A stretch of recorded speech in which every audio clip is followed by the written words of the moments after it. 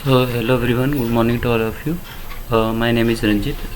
आज हम बात करेंगे आईएसओ रिलेटेड जो डॉक्यूमेंट्स हैं हमारे, उसमें एचआर एंड एडमिन डिपार्टमेंट से रिलेटेड जो क्वेश्चंस पूछे जाते हैं ड्यूरिंग ऑडिटिंग। एंड आपको एक आइडिया होना चाहिए कि एचआर डिपार्टमेंट का जब ऑडिट हो रहा है तब कौन कौन से डॉक्यूमेंट्स की रिक्वायरमेंट होती है जिसके लिए आप थोड़ा सा पहले से प्रिपेयर रह सकते हैं। तो सबसे पहले हमारा आता है HR procedure. Procedure generally HR में आप किस तरीके से आप हायरिंग करते हैं, किस तरीके से आप मैन पावर रिक्रूट करते हैं, कैसे मैन पावर को मोटिवेट करते हैं, इस तरीके की एक्टिविटीज़ आप प्रोसेस में डिफ़ाइन करते हैं। एंड उसके लिए आप क्या क्या प्लान करते हैं, वो सब चीज़ों के लिए आप कुछ फॉर्मेट्स उसमें डिफ़ाइन करते हैं। सेकेंड वन जो आपके पास होता है वो होता है रिस्क एंड अपॉर्चुनिटीज़, जिसमें आपके डिपार्टमेंट के रिगार्डिंग आपके पास कुछ रिस्क हो सकते हैं एंड कुछ अपॉर्चुनिटीज़ हो सकती है। लाइक रिस्क आपके डिपार्टमेंट हो सकता है कि आपके एचआर में मेन पावर जो है कंटिन्यूस कंपनी को छोड़कर जा रही है, तो एट्रिशन रेट का रिस्क हो सकता है। अपॉर्चुनिटी लाइक न्यू जॉइनिंग या न्यू जो पास आउट बच्चे होते हैं वो कंपनी ज्वाइन करना चाहते हैं, तो आपके पास जीटी में मैन पावर को ग्रो करने की अपॉर्चुनिटी है। एंड आपके पास अगर कोई एक्सपीरियंस्ड एम्प्लॉय है तो उसको आप कैसे ग्रोथ कर रहे हैं उसकी अपॉर्चुनिटी आप देख सकते हैं।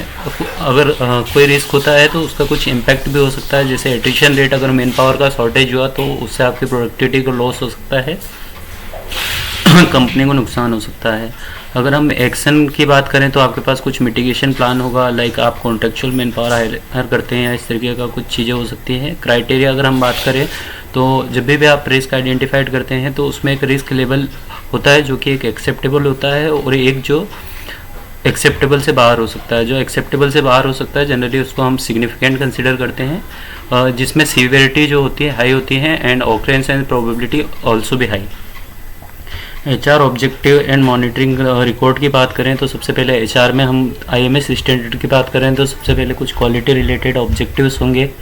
लाइक क्वालिटी के ऑब्जेक्टिव हो सकते हैं कि ट्रेनिंग का कंप्लाइंस हो सकता है। लाइक आपने ईयर में 12 ट्रेनिंग प्लान करी है तो आपका 100% टारगेट है एंड एक्चुअल आपने 12 के 12 ट्रेनिंग कर दी है तो 100% टारगेट को आप अचीव कर गए हैं। कुछ लीगल कंप्लाइंस रिलेटेड चीज़ें हो सकती है जिसे आपने फुलफिल करना है।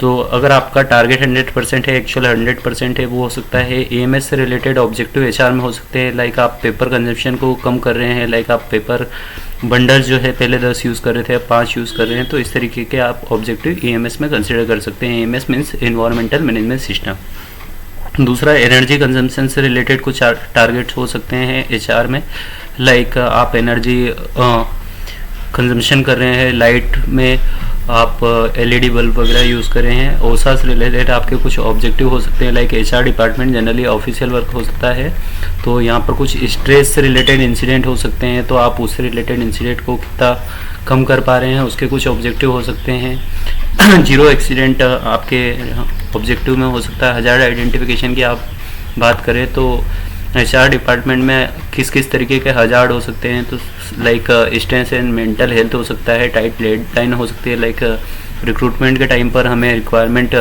विद इन 15 डेज क्लियर करना है, इस तरीके की कुछ रिक्वायरमेंट आती हैं, या ट्रेनिंग ऑन टाइम करना है, तो कुछ stress and mental health develop हो सकती है। कंटिन्यूसली आप कंप्यूटर स्क्रीन पर वर्क कर रहे होते हैं, इससे कुछ आई स्ट्रेन वगैरह डेवलप हो सकता है। एर्गोनॉमिक्स का प्रॉब्लम हो सकता है, लाइक आप लंबा सीटिंग करते हैं तो आपको सीटिंग के कारण साइटिका वगैरह हो सकता है, और इसके इम्पैक्ट हो सकते हैं, लाइक कुछ एंग्जाइटी हो सकती है, डिप्रेशन हो सकता है, कंटिन्यूस स्क्रीन देखने से ब्लड विजर हो सकता है, हेडेक हो सकता है, प्रोलॉन्ग सीटिंग के कारण मस्कुलेटल डिसऑर्डर्स हो सकते हैं।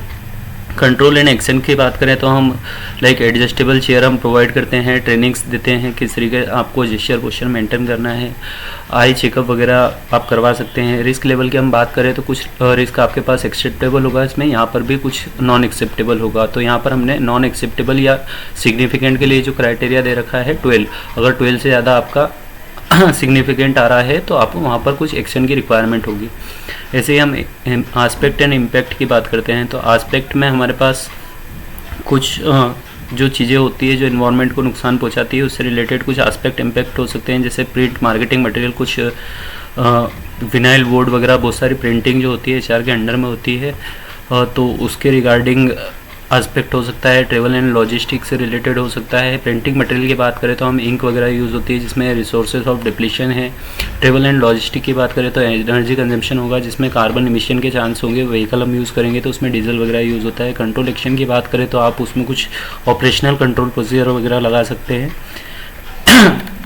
नेक्स्ट अगर हम बात करें तो ऑडिट में जो आपसे क्वेश्चन पूछा जा सकता है वो हो सकता है रिगार्डिंग रोल्स एंड रिस्पॉन्सिबिलिटी। आपने हर एक डिपार्टमेंट से रिलेटेड रोल्स एंड रिस्पॉन्सिबिलिटी को कैसे आइडेंटिफाइड किया है। लाइक अगर आप क्वालिटी रिलेटेड कोई बंदा हायर कर रहे हैं तो उसकी रोल्स एंड रिस्पॉन्सिबिलिटी क्या होगी, उसका कोई डॉक्यूमेंटेड एविडेंस आपके पास है या नहीं है। सेम आपके पास लिस्ट ऑफ इंटरनल ऑडिटर्स होना चाहिए। अगर आप कंपनी में काम कर रहे हैं, आपके यहाँ पर ISO स्टैंडर्ड है तो आपके यहाँ पर कुछ क्वालिफाइड इंटरनल ऑडिटर्स हो सकते हैं, तो उनका नेम हो सकता है किस स्टैंडर्ड में वो क्वालिफाई किए हुए हैं, सर्टिफिकेट नंबर उनका कुछ हो सकता है।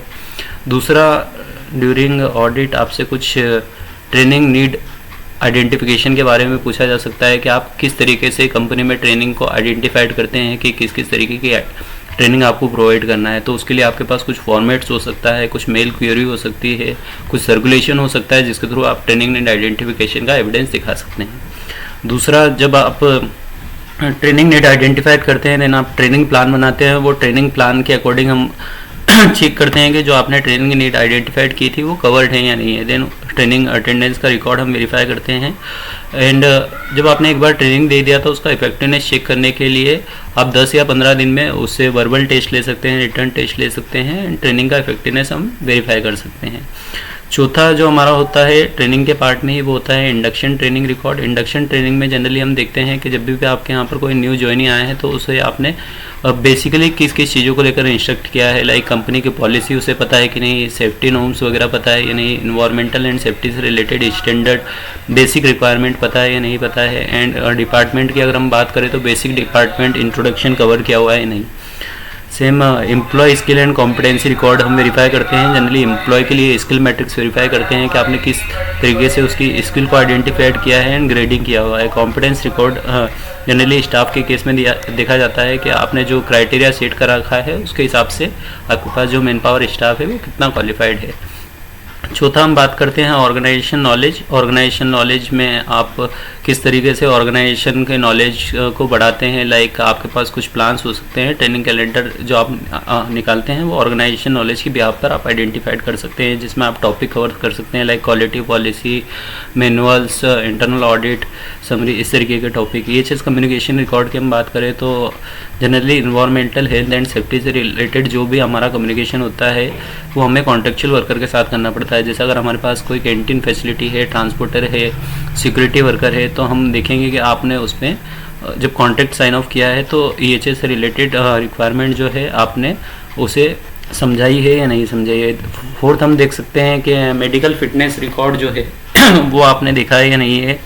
लाइक कोई बंदे हैं जो आपके कैंटीन या हजार्डस प्रोसेस में वर्क करते हैं तो उसके रिलेटेड आपने कोई मेडिकल फिटनेस टेस्ट कराया है या नहीं कराया है। कैंटीन वर्कर के केस में जनरली स्टूल टेस्ट को कवर किया जाता है।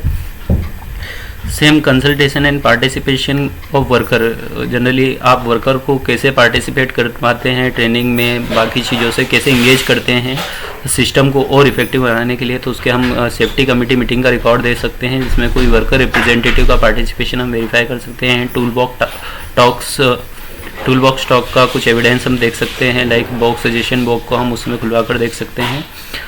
फिर असेंबली एरिया जो है उसके यहाँ पर अप्रोच किस तरीके से क्लियर है या नहीं है वो हम देखेंगे। जनरली जहाँ पर केमिकल वगैरह यूज़ हो रहे हैं वहाँ पर आपने आइस ओवर वगैरह लगा रखा है या नहीं रखा है वो देखेंगे। कोई ऑब्स्टिकल या तो नहीं हुआ पाथवे में, इस तरीके की चीज़ें वेरीफाई की जाती है। देन सबसे मेन जो है policy and child labour act, work instruction, emergency contact number, इस तरीके के जो डिस्प्ले हैं वो सिक्योरिटी गेट पर अवेलेबल है या नहीं है मेन गेट पर, वो भी HR के अंडर में ही वेरीफाई किए जाते हैं। गेट एंट्री का रिकॉर्ड, जब भी कोई विजिटर्स वगैरह आते हैं तो आप उसे किस तरीके के इंस्ट्रक्शन देते हैं, क्या क्या चीज़ें आप उनकी चेक करते हैं, इस तरीके का एविडेंस आप पूछ सकते हैं। देन अगर आप ऑफिस एरिया में इंटर कर रहे हैं तो उसके लिए स्लिप एंड ट्रिप हजार्ड वहाँ पर हो सकता है, तो कुछ चीज़ें आइडेंटिफाइड की है या नहीं है। देन अगर कोई सैंड या फायर बकेट्स वगैरह रखी हुई है ऑफिस रूम में तो वो कोई भी लूज कंडीशन में ना हो, कवर्ड हो with canopy, and fire execution जो भी लगे हैं सारे वैलिड हो।